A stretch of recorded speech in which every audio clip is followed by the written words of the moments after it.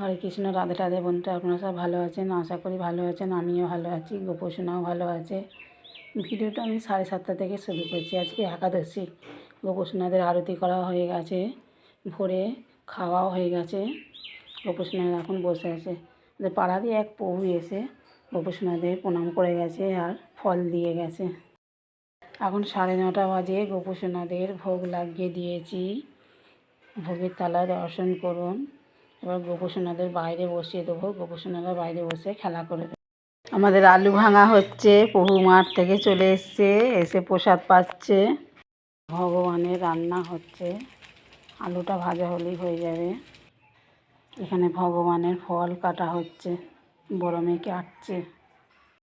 এখন 12:30 বাজে। গোপোষণাদের ভোগ লাগিয়ে দিয়েছি। ভোগের থালায় তুলসী পত্র দিয়ে ভগবানের কাছে নিবেদন করেছি। এখন 1:30 বাজে। গোপোষণাদের শয়ন দিয়ে দিয়েছি। গোপোষণাদের খাওয়া হয়ে গেছে। এখন সবাই প্রসাদ পাচ্ছে।